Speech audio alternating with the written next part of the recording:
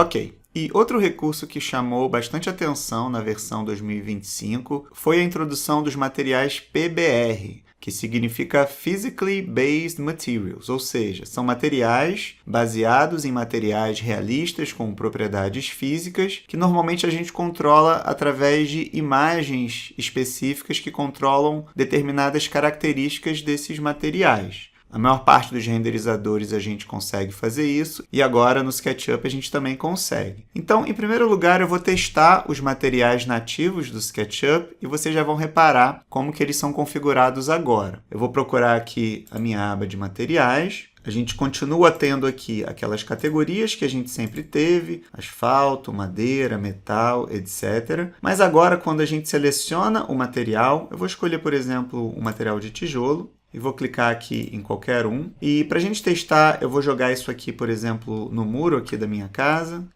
Pode ser aqui. Ok. Eu vou dar uma olhada aqui por dentro. E se eu for agora em editar, eu continuo tendo a roda de cores, que eu posso mudar a matiz do meu material.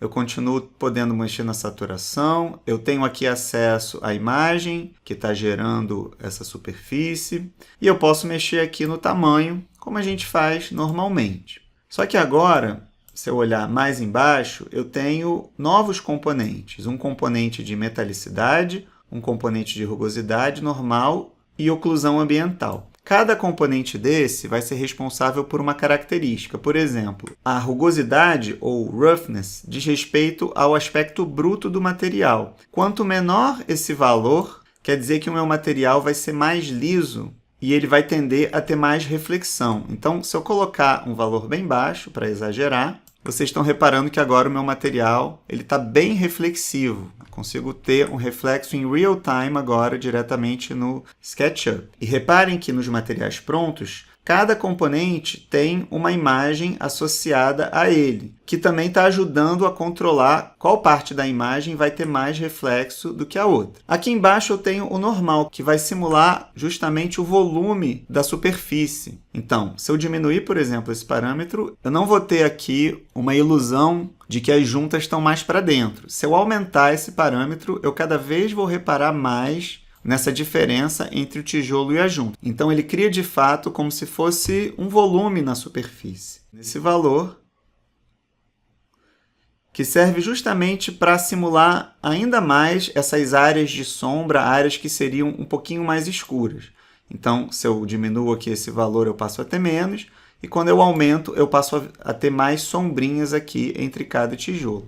E a gente ainda tem um componente que está desligado, que é a metalicidade. Quando a gente liga isso, o nosso material ele vai ficar com uma cara metálica. Então, reparem que eu agora tenho uma reflexão bem forte e uma reflexão que tende a ficar com a tonalidade da superfície. No caso aqui, eu vou desligar porque isso não é um metal. E eu posso continuar aqui editando a cor do meu tijolo e mexendo da maneira que eu achar melhor. Ok, então uma maneira aqui de continuar trabalhando com esse modelo seria basicamente selecionar materiais novos. Por exemplo, eu quero um material de pedra. Eu vou procurar aqui na categoria, pedra. Vou escolher aqui a pedra que eu quero. Vou aplicar aqui no objeto que eu quiser. E depois eu posso editar, considerando que esses materiais já vão ter mapas associados e uma pré-configuração. Então, eu posso vir aqui e mexer nesses parâmetros até eu conseguir o efeito que eu quero. Aqui, por exemplo, eu estou deixando o material mais reflexivo. Agora, se eu já tenho materiais aplicados e eu quero manter esses materiais na minha cena, a gente pode fazer o seguinte procedimento. Primeiro, eu vou selecionar o material, por exemplo, essa madeira. Eu vou clicar aqui com conta-gotas, ela veio para cá, eu vou botar para editar. E como esse foi um material que foi criado antes dessa configuração dos materiais existirem, eu não tenho aqui mapa nenhum. Eu posso, dependendo aqui do material, não introduzir nenhum mapa e só trabalhar, por exemplo, com reflexão, que é o que eu estou fazendo aqui, mas é um pouco mais interessante que a gente adicione esses mapas. Para fazer isso em circunstâncias normais, é um pouco demorado. Eu preciso encontrar versões PB das texturas, eu posso entrar na internet, procurar e baixar. Então, o que o SketchUp fez foi introduzir uma ferramenta de inteligência artificial que tanto melhora a qualidade da textura atual, quanto já cria os mapas específicos para cada componente. Então aqui, por exemplo, eu vou clicar aqui nesse botãozinho para adicionar esse comando. E esse é um comando bem interessante que foi introduzido agora. Ok, e eu vejo então que ele criou um mapa para rugosidade e ele deixou também já bem reflexivo a minha madeira. Eu posso tirar um pouquinho dessa reflexão se eu quiser. Criou um mapa aqui para normal, então eu tenho aqui, eu vou aumentar um pouquinho para eu ter mais essa simulação de relevo. E um também para oclusão ambiental, que eu também vou aumentar para eu ter um pouquinho mais de sombra. Então vejam que agora eu tenho um material bem mais fotorrealista. Eu vou tirar um pouco, eu vou aumentar um pouco a rugosidade para não ficar assim tão reflexivo. Acho que agora já está legal.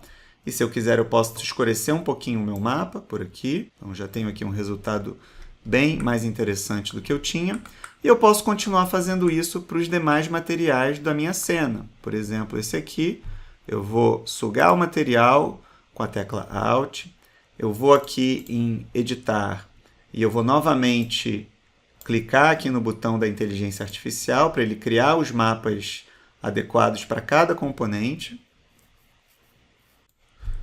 Ok, então vejam como que o material agora já está bem mais interessante, mas ele acaba ficando muito reflexivo, então eu vou aumentar um pouco essa rugosidade para diminuir essa reflexão, mexer um pouquinho também aqui na normal. A minha sugestão, então, é aproveitar esse recurso de inteligência artificial e depois a gente vai ajustando o material até ele ficar como a gente quer. A gente pode editar também da maneira antiga. Por exemplo, eu quero escurecer um pouquinho aqui e eu vou voltar e diminuir um pouco a normal, que eu acho que está muito forte. Ok. Então vejam como eu tenho um material agora bem mais fotorrealista. E eu posso continuar fazendo isso para tudo. Vou clicar aqui na água. Vou gerar aqui a inteligência artificial. Eu vou, nesse caso, ligar a metalicidade para eu exagerar na reflexão da água, para ficar mais interessante. Acho que já está legal. Vou fazer a mesma coisa aqui. Clico aqui no botão da IA. E vocês podem continuar fazendo isso, todos os materiais que vocês quiserem, para ter um efeito mais fotorrealista, tomando cuidado para não gerar reflexos em excesso. Eu vou aumentar aqui a rugosidade, quanto maior, menos reflexivo vai ser a minha superfície, ok? E vou fazer por último aqui no vidro. E aqui no vidro eu vou basicamente selecionar, ligar aqui a rugosidade, diminuir bastante esse valor para eu ter reflexos. E eu posso também ligar a metalicidade para exagerar mais nessa reflexão. Então agora eu vou ter um vidro bem reflexivo. Eu vou voltar aqui à minha perspectiva original e aqui vocês podem ver a nossa imagem já com o material configurado, o Ambient Occlusion. E se vocês quiserem fazer agora, depois de configurar os materiais, algumas últimas edições na iluminação, é só voltar em Ambientes, que a gente pode continuar trabalhando. Eu posso rotacionar aqui a minha imagem até ter uma posição mais interessante para o fundo e também para os reflexos. A gente pode testar, ligar o sol para ver se faz algum sentido, se fica interessante ter essa projeção dele em algum momento.